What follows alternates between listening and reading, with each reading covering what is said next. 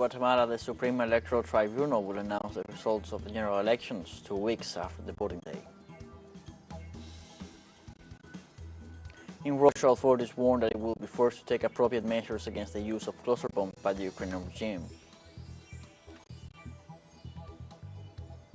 In Palestine, President Mahmoud Abbas arrived in the occupied West Bank city of Jenin following the attacks perpetrated by the Israeli army.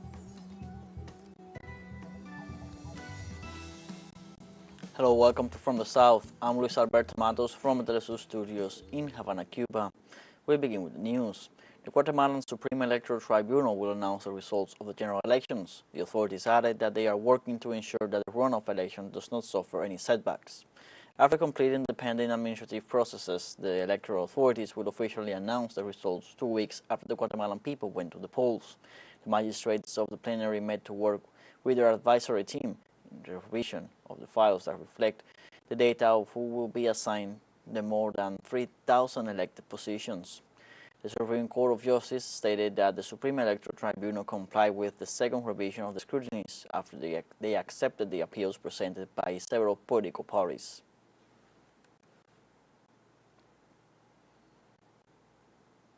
On Tuesday, 13 public officials held hostage since Monday by protesters in Chilpancingo, capital of the southern Mexican state of Guerrero, were released.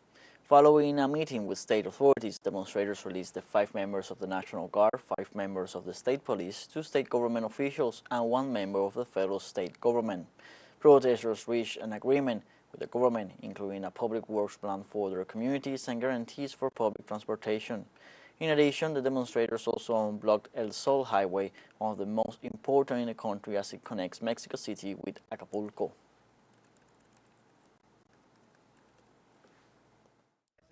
Well, just that we are very well, in good health. Nothing serious has happened to us. Everything is fine.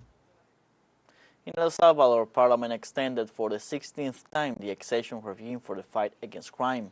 Opposition lawmakers say the measure goes against the people's human rights. The decree that establishes the extension of the regime for 1 more month throughout the national territory, and it was approved with 67 votes in favor. The regime was first implemented in March 2022 amidst tensions and complaints by human rights organizations regarding the state of exception, which allows detentions without a judicial order. The new extension will enter into force on July 16th and will extend until August 14th.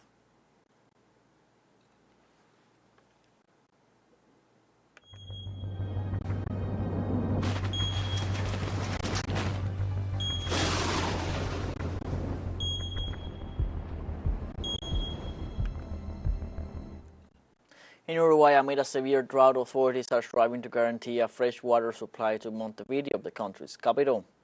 For the past 2 months, the salt content in tap water in Montevideo has been above normal, so there is a tremendous sense of urgency in the work being done.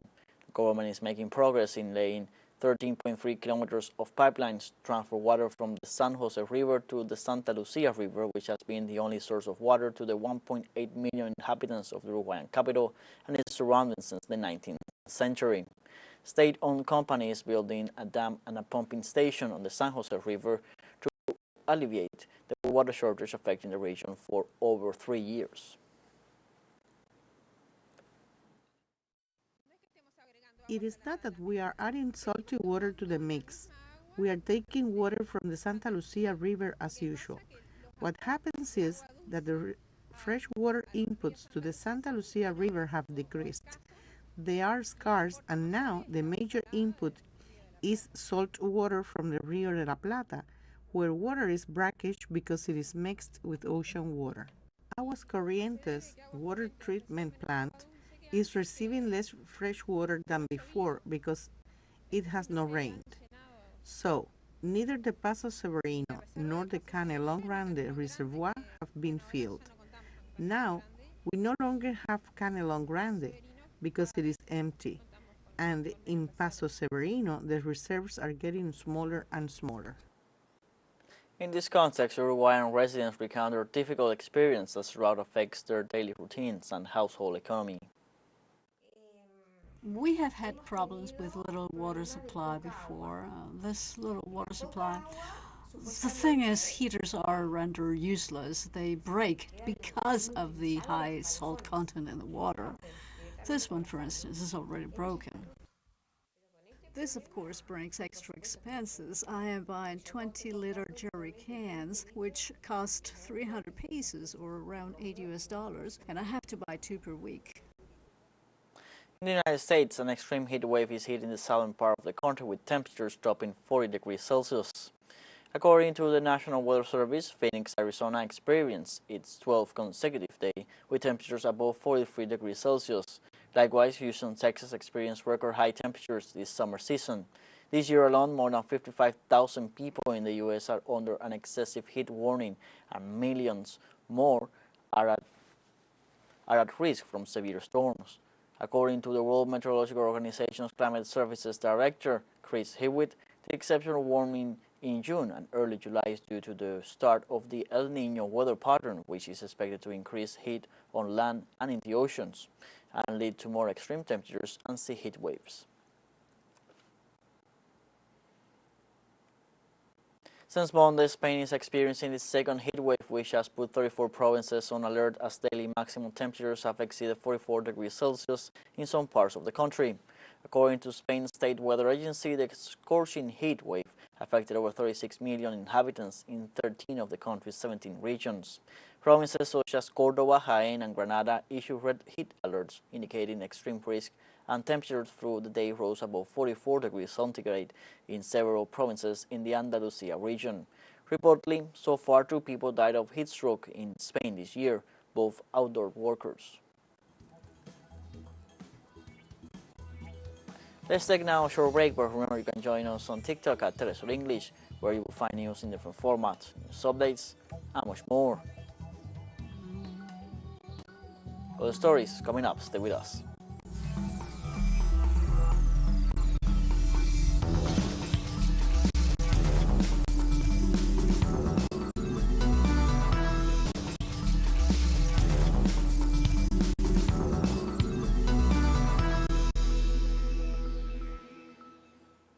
Welcome back from the South. On Wednesday, NATO Secretary General Jens Stoltenberg said he looked forward to the day the alliance would meet with Ukraine as an ally, reiterating Kiev's membership would be confirmed when conditions are met. Stoltenberg spoke at a press conference with Ukrainian President Volodymyr Zelensky at talks in the Lithuanian capital before the leaders met to launch a symbolic new forum for ties with Ukraine. In this regard, the NATO Secretary General said that Kiev is now closer than ever to the military alliance. The alliance chief reiterated that the accession process is being shortened and that Ukraine will become a member but did not specify a time frame. Zelensky criticized NATO for what he said were delays in setting a timetable for membership.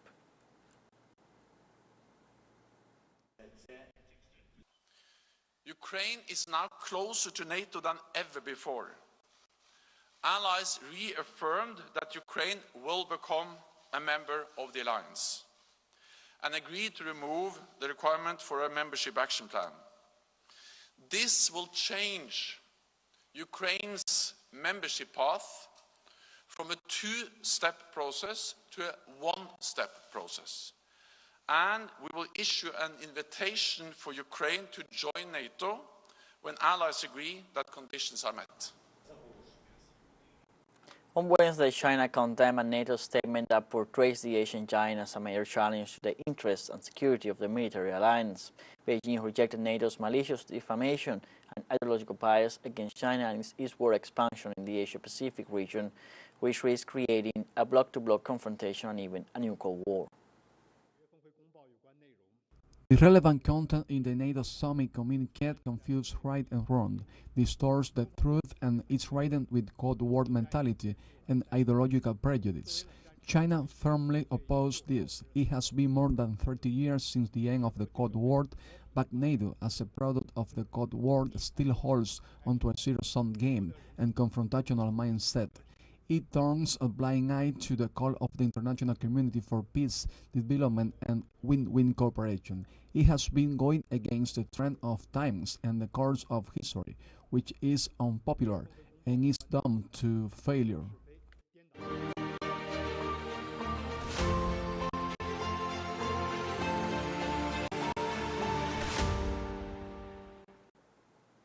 On On Wednesday, Russian presidential spokesman Dmitry Peskov warned that the possible use of cluster munitions by the Kiev regime will force Russia to act in response. The Kremlin spokesman reiterated that the use of such weapons may be perceived as a game changer and will certainly force Russia to take specific measures in response. Earlier, emergency services in the Zaporizhzhia region reported that Ukrainian troops had shelled the town of Tokmak with cluster munitions. Russian Defense Minister Sergei Shoigu warned that Russia has so far refrained from using cluster munitions in its special military operation because it is aware of how dangerous they can be to civilians, and stressed that Washington's delivery of such weapons will only prolong the conflict. In the same way, Syria condemned the United States' decision to supply cluster bombs to Ukraine. According to the Syrian Foreign Ministry, the continued weapons supply to Ukraine by the U.S. and some of its Western allies to increase death and destruction is immoral. Jake Sullivan, U.S. National Security Advisor, said last Friday that his country had decided to send cluster munitions to Ukraine as part of a new military aid package. In response, Syria condemned the dangerous plan and called on the whole world to stop such careless acts by Washington, which impose a serious threat to peace and security worldwide.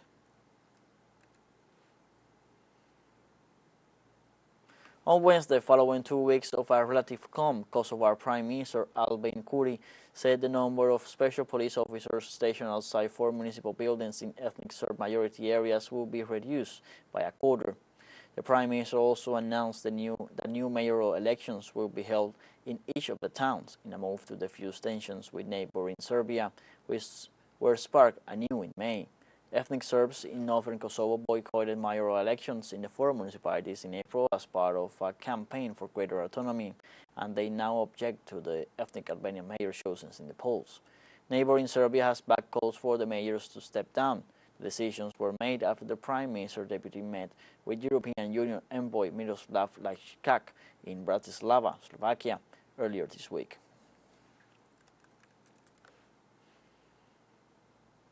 Foreign ministers of the Association of Southeast Asian Nations met for the second day of summit in Jakarta, Indonesia. The escalation of the Myanmar conflict is said to be a key topic on Wednesday's agenda. The meeting, which runs until Friday, will once again put the principle of consensus on which the bloc is based to a test, as it includes Myanmar itself, whose foreign minister has been systematically excluded since the February 2021 coup in the Asian nation. The Asian leaders agreed with junta leader Min Aung Hlaing in April of 2021 on 5 points of consensus to address the then emerging crisis in the country, which included an end to violence against civilians and an inclusive dialogue, among other things. However, since that date, little progress has been made to fulfill the pact, and contrary to its purpose, battles have intensified and spread throughout the country.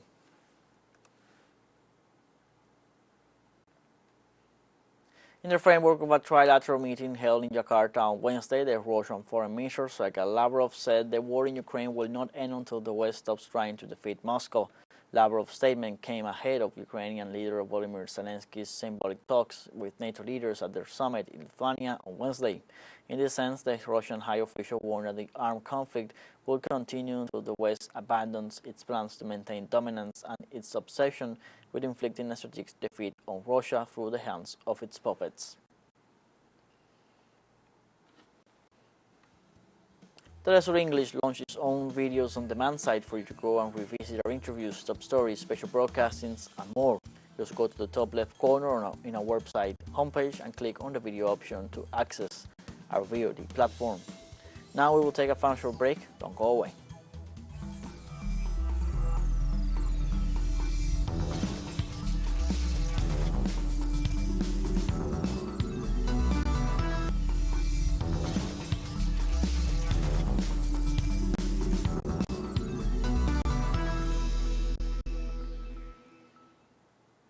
Welcome back from the south. On Wednesday, Palestinian President Mahmoud Abbas arrived in the occupied West Bank city of Jenin following the attacks perpetrated days ago by the Israeli army. The Palestinian President visited Jenin to assess the conditions of the citizens and the progress of the reconstruction work in the refugee camp and the city. Several Palestinian officials, including Prime Minister Mohammad Stayeh, greeted the president upon his arrival. Israeli armed forces stormed into the Jenin refugee camp on July 3rd and 4th, killing 12 Palestinians, injuring more than 100, and devastating homes and infrastructure.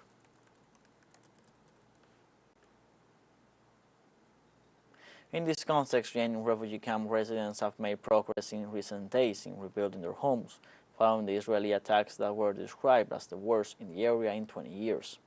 Jenin is located in the north of the occupied West Bank, 75 kilometers from Jerusalem, while this camp was established in 1953 in the southwest corner of the city. It has a population of about 14,000 refugees living in an area of 0.42 square kilometers.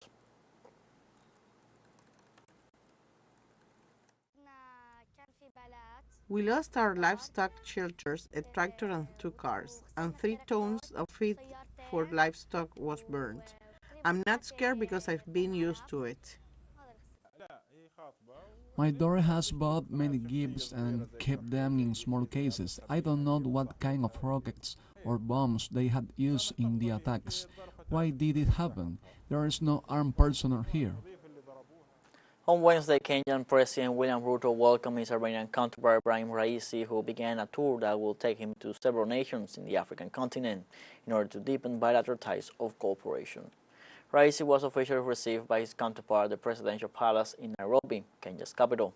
In a statement, the Iranian foreign ministry said the objectives of the president's regional tour are to promote economic diplomacy, strengthen political relations with friendly and allied countries, and diversify the Islamic Republic of Iran's export destinations.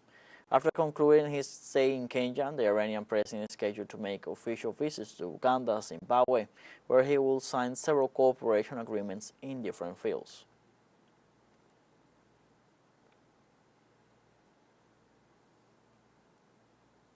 Also in Nairobi, demonstrations against the rising cost of living left one dead in clashes between the forces of law and order and protesters. Human rights defenders said police cracked down on protesters, while police reported that members of the mobilization set fire to tires and threw stones at officers. Despite the fact that the Constitution of Kenya includes the right to demonstrate peacefully, any demonstration requires prior to notification in the interest of national security. Opposition leader Raila Odinga, who lost last year's election to President William Ruto, has repeatedly called on Kenyans to protest as the country struggles with debt and rising prices. The nation's new taxes have added to frustration in East Africa's economic hub, where inflation is running at around 8%. The cost of living has increased and life is becoming unbearable. Our children are not going to school. We are not able to afford food. Now we cannot go to work due to the protests. We do not have options. We do not know what we will do with the current government. We have come to the end of this news briefing. You can find these and many other stories on our website, telesurenglish.net. Also join us on social media, Facebook, Twitter, Instagram, Telegram, and TikTok. For TeleSUR English, I'm Luis Alberto Matos. Thank you for watching.